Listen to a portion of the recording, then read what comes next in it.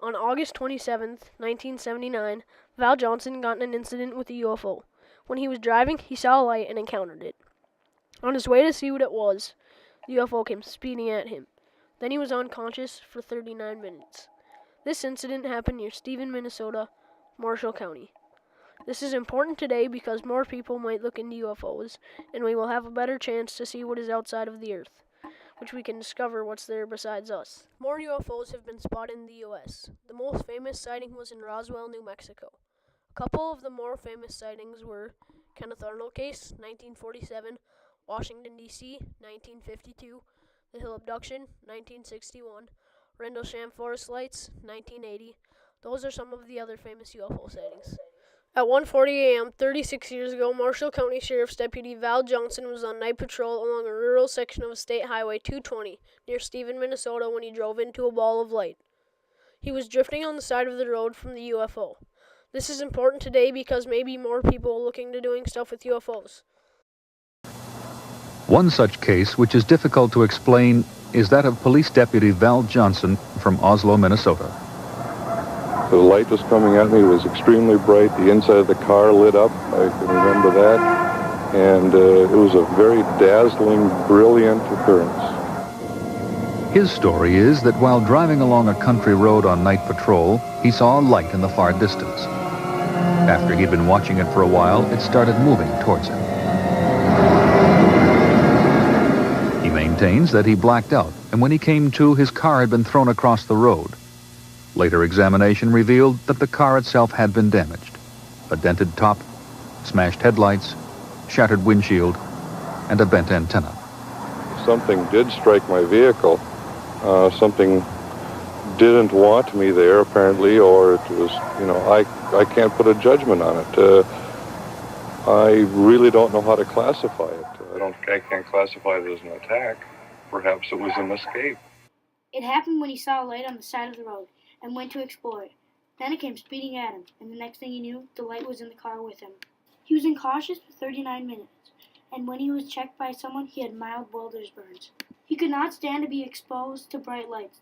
The doctor who looked at him found him in mild state of shock. The deputy who arrived was the one who called an ambulance. There was more damage on the driver's side, but not to its left. The roof antenna was bent at a 60-degree angle, and the trunk antenna was bent at a 90-degree angle. The inside headlight was damaged. There was a flat-bottom circle next to the windshield. The clock on his wristwatch and the clock on his car were both 14 minutes behind. This UFO he encountered was near Stephen, Minnesota, Marshall County. It happened on August 27th of 1979. He exchanged his car, and now it's in a museum. The museum is in Warren, Minnesota. I noticed a very bright, brilliant light, 8 to 12 inches in diameter, 3 to 4 feet off the ground. Johnson said in a taped interview. The edges were very defined. Val Johnson's squad car is still in Marshall County Museum with a plaque that says UFO car. People come from miles around to see it. It's an annual display at the Marshall County Fair. Former Marshall County Sheriff Dennis Breck gives talks at the museum about the car and the night his deputy drove it into a ball of light. Police investigation and never drew any conclusions.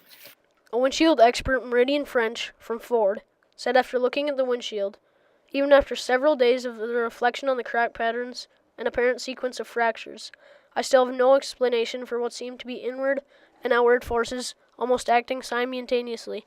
I can only conclude that all cracks were from mechanical forces of an unknown origin. Val Johnson exchanged his car and gave to the Marshall County Museum. They also knew that the windshield was from something that they could not identify, and he's never seen anything like it. More than just one crazy sight of UFO in Warren. There was another guy that noticed the same light as Val Johnson. He was bringing someone home, and he wasn't supposed to be out at that time. The deputy that went out and took the call from Val Johnson said he did see one car on his way out to get Val Johnson help. There was another encounter when there was a mom and her 2 boys at home, and they thought their dad was home, but the light was lit up in the kitchen so bright that the boys' eyes were turning red, and the mom was seeing white dots. Then they went out to see what it was, and there was nothing there. Then the next day, the wheat field was a little different than before. Val Johnson was interviewed by Peter Jennings and was on Good Morning America because of the UFO encounter, but most of the time he doesn't like to talk about it. Right when he woke up from his crash, he called for backup. When the ambulance arrived, the doctor said he had mild welder's burns. His squad said it wasn't likely that Val would lie. 2 kids at the time and a wife. People looked into this incident, and the man who looked over the windshield cracks said he could place them individually, but he couldn't place them as a group. He just knew that it had been hit with a mechanically forced object from an unknown origin. Not very many UFOs have been spotted before. Val Johnson has not explored a UFO before either. Warren has had more UFO encounters, but this is the most famous one in Warren. There are still many people that call in and have suggestions about what they think happened. They also said it was not possible for a person to bend the antennas. That is the story of Val Johnson's encounter with a UFO.